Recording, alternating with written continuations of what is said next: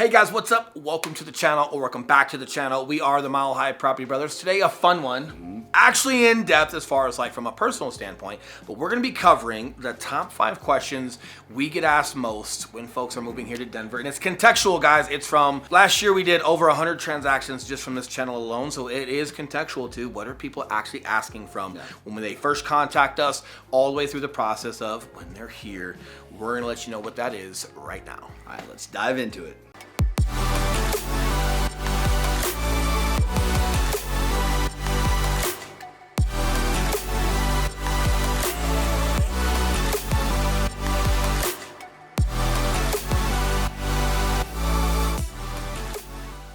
What's up, guys? I'm Eli Schmidt. This is my partner, Will Grimes. And if it's your first time checking out our channel, make sure you hit that subscribe button because we drop a ton of content all week long telling you everything there is to know about moving to or living in the entire Denver, Colorado area. 100%. And we are licensed brokers here in the state of Colorado, which means as much as we love making these videos, we will love more to help you with those real estate needs. So that number that's popping up below, we are the guys to answer the phone calls, text messages, and those emails. So if there's something we can do to help you, we would love to. But with that being said, let's dive into it. Let's talk about these 5 questions that we hear most, starting with number 1.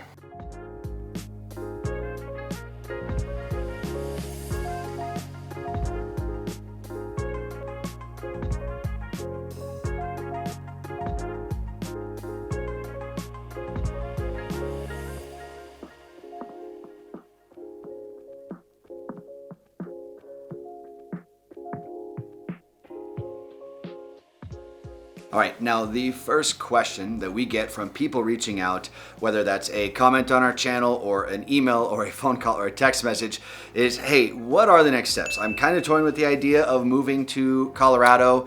Maybe you live in Colorado and you're thinking of buying out here. Same exact thing applies, but it's like, hey guys, what are the next steps? If I'm just kind of toying around with it, it could be a year out, it could be a month out. What do I do from here? All right, guys, so getting to the answer to that is, hey, first and foremost, let's get on a Zoom call. So if you're out of state or if you are just super remote in the state of Colorado, it's super important to get on a Zoom call, get face-to-face, and just really go over your guys' wants, your needs, your situation of why you're moving, how you need to move, if there's a timeline of when you need to move, and then familiarizing you guys with areas of Colorado that can fit those wants and those needs, in addition to like your work commute and everything else like that, school districts that you want, just lifestyle that you like to have, in addition to educating you on just the entire buyer process of what does it look like for looking at homes online. If you can't come and you're remote, what does it look like looking at homes remotely with us through FaceTime programs? How much success do we have with those? Full disclosure, we have a ton of success with you guys looking remote because of how much we know about what you guys want and need and how much we know deal breakers are for you and how to point some things out even though we're on FaceTimes. They are super highly effective, but in addition to that, it's like, okay, if you can't be here in person, what does it look like? Sometimes people can come, or if you can't but you can come soon, sometimes it's more important for you to be in person for inspection. So we schedule you guys to be here in person when it's worth your time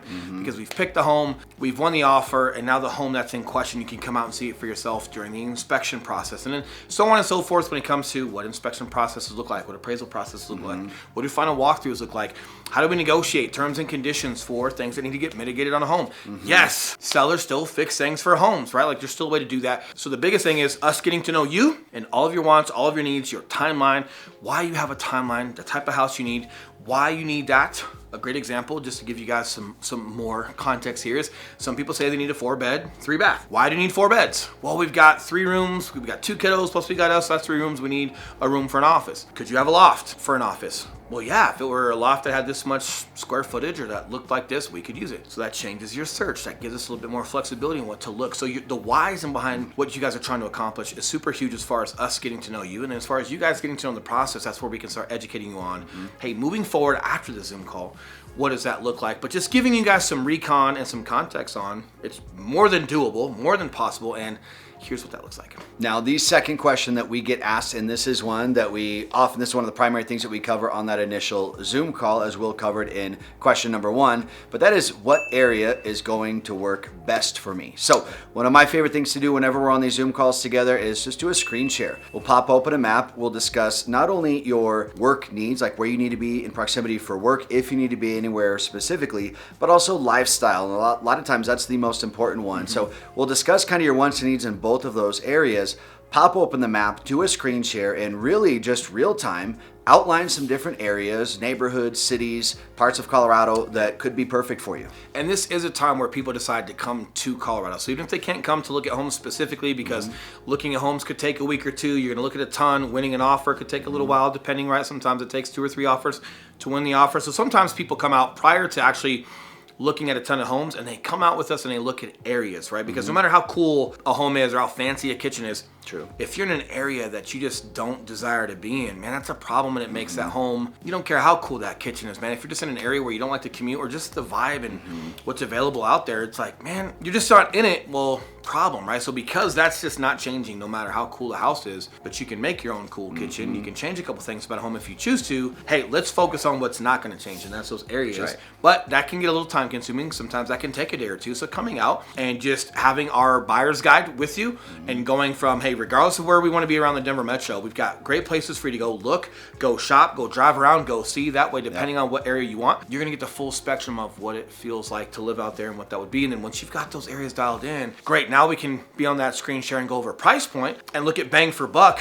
What are you getting in those areas? And believe it or not, some people have 2 or 3 top areas where they say, hey, if we're in one of these 3 areas, we're great. But one of those areas, you might be getting way more bang for buck than the other. And you might say, hey, for a little bit more commute, we'd rather have this area because we get this type of home with this type of land, and we're okay with the commute. But that doesn't happen unless we brainstorm and allow you guys to really get a feel for what those areas look like.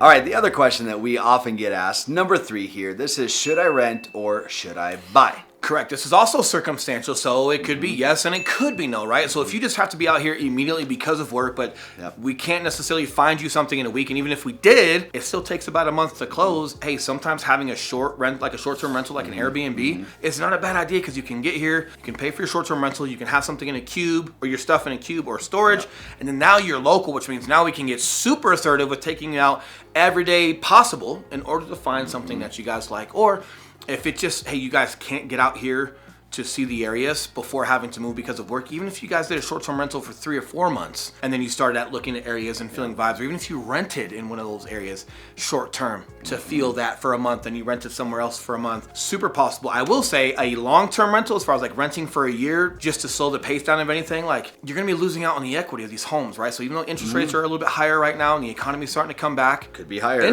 from now. They could be higher, but more importantly, it's our equity. The economy is still growing here, which means you'd be missing out on 14, 16% appreciation in some areas. And that's equity you're giving up just because you're renting somewhere. So the short term, we super love. For other circumstances, if you had to go long term, understandable. But more importantly is whatever gets you closer to that purchase for you guys to be where you want, when you want, that's most effective, is what we're fans of. And some things that are just pertinent to the market as it is right now here in June of 2022. You've got rentals that are in much, much higher demand. So there's a lot more limited supply on rentals right now because interest rates have gone up. A lot of people aren't able to purchase anymore. They're moving into rentals. So that's increasing the demand on those with the lower supply. True. And then you've got more opportunities now to be a buyer than ever. So like Will mentioned though, even if it's rent or buy, one of the solutions might be doing a quick little short-term rental, because just to get your land grab, just to get in here, get a feel for it. You don't even want to end up in the rental in an area you don't want to be in with the rental for 12 years, let alone, or for 12 months, let alone But great buying. point, because we've got more inventory on the market right now per the past couple of weeks, and because we've got slightly less buyers on the market because they're going out and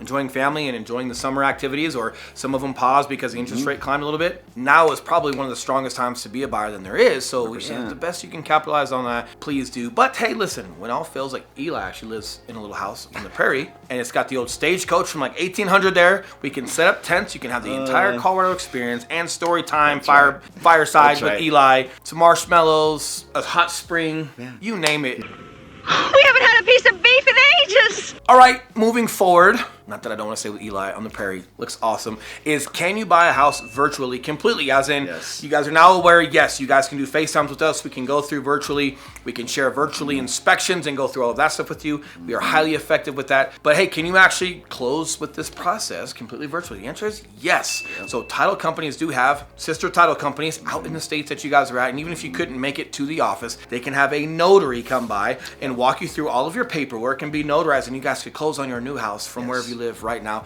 Obviously, if you need a notary because you can't go into one of the title offices, just having enough advance notice, like right when we go into contract, knowing we're going to need that so they can schedule it and have someone prepared for you, making sure that that's possible, yes. But the short answer to his long answer is going to be 1,000% you guys can, and 1,000% we have done that several times in the past couple of years, and it's actually highly effective. I'm the one with the long answer, huh? So, with that being said, yes, you can. We do it multiple times a year with clients. Some of you guys might be watching this thinking, man, that's crazy to buy a house virtually. Some of you guys may be watching this thinking, man, that sounds really convenient to buy a house virtually. And the big thing, guys, between neighborhood tours and area tours and then photos of the house and then us personally going through the house and letting you know if there's a smell, letting you know if the neighbors have 5 cars parked in the backyard and overgrown grass. All those little things that go into moving to a house or buying a home outside of just doing the virtual tour. Guys, we did a ton of these transactions. So if that's an option that sounds appealing to you, we are more than versed in that area. We would not have the Google reviews we have. We would not have the reputation on this channel we have if we were not in this for you guys. So if something is not right, if there's a deal breaker that's standing out, there's something that you can't even think of, like a smell. Or some neighbors that look like they Airbnb their house because it's allowed to be Airbnb'd in that area, but it looks like that one gets rented a lot. Those things are the intangibles you're going to want to know, and we're in it for you guys, making sure that you're effective with your purchase, and our reputation is on the line with that. So yes, it can be highly effective because of that process and because of just the experience of knowing what buyers are looking for and just being true and transparent to you guys and making sure that it's the right home for what you guys want. So when you show up, it's even better than what you thought.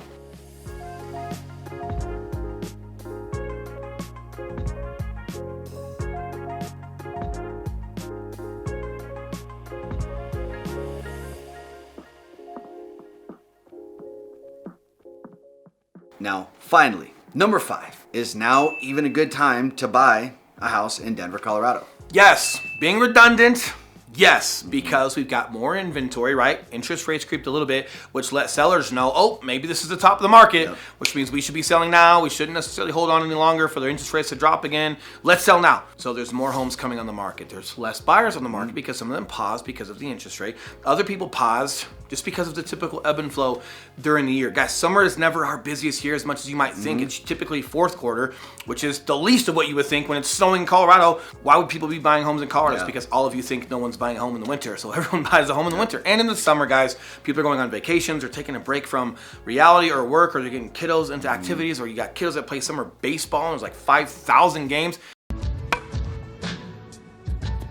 You got to get under the ball. Whatever that looks like, yes, some of it's predicated on interest rates. Some of it's also predicated on just the ebb and flow of what years look like and seasons look like in the real estate market. But bottom line is you've got a lot of opportunity inventory-wise. You've got a pause of not as many buyers out there, which means your opportunity for options and being assertive and getting something for yourself right now could be great. Now, just to reiterate right here, when he's talking about extra inventory that's on the market, we had so little inventory. I mean, it was like you had all the buyers were fighting over 10 homes, it felt like, in Colorado. So it was just that competitive. So now that it feels like we have a lot more, we still have such a massive gap between the demand that we have from buyers and the amount of supply that's available. It still is very low inventory. It feels like a lot more, but it's really not. 100%. But with that being said, we still have a ton of opportunity to where instead of having to compete with 15 or 20 offers that are $100,000, $150,000 over asking price, now it's down to 1 to 3 to 5 offers that are a reasonable amount over 10, 15, maybe $25,000 over asking. Great opportunity. The questions go on and on. We felt this was like the top 5 as far as like most of what we get contextually from our actual buyers. We love you guys. We'll give you a number 6 just because I get softy for you guys, and I want you guys to have number 6. So we'll throw you an extra one in here. Can Will and Eli help you buy a house? Yes, we can help you because we are licensed brokers here in the state of Colorado. And yes, just as much as we love making these videos, we would love more to help you with those real estate needs. So that number that's popping back up below. We are the guys who answer the phone calls, text messages, and those emails. So if we can help you with that, we would love you to talk to us. But with that being said, we will see you guys on the next video. Enjoy your week. We'll see you very soon. And we do love you guys. Of course, we love you guys. See ya. That's like, I don't know. I got a dirty joke. Are those blue? killing them.